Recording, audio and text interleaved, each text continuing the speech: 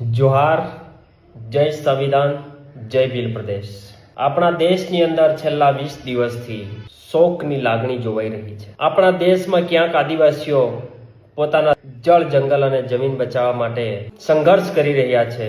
કેટલાક લોકો પોતાના હક અને અધિકાર માટે સંઘર્ષ કરી રહ્યા છે, જ્યારે કેટલાક આપણા દેશનું ભવિષ્ય ગણાતા એવા યુવાઓ પોતાના હક અને અધિકાર અને ન્યાય માટે જંતર મંતર દિલ્હી ખાતે આંદોલન કરી રહ્યા છે।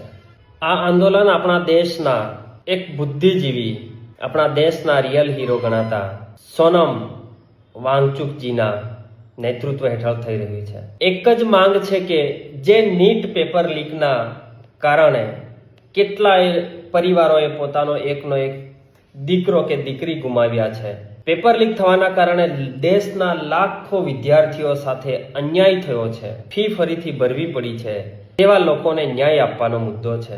જે શિક્ષા મંત્રી આ સાચવી નથી શક્યા તેઓ રાજીનામું આપી દે તેવી માંગ છે અને આપી દેવું જોઈએ।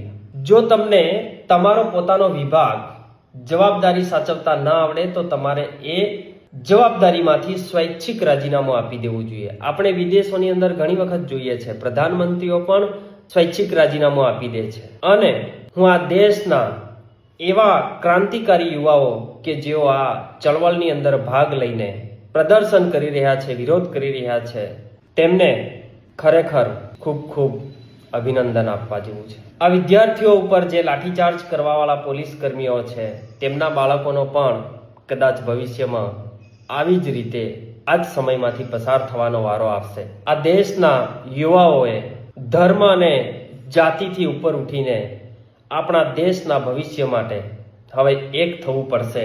અને આ ભ્રષ્ટ સિસ્ટમ, તમે વિચાર કરો કે છેલ્લા કેટલાય વર્ષોથી આ દેશમાં તમામ લોકો ત્રાહિમામ છે, પરેશાન છે,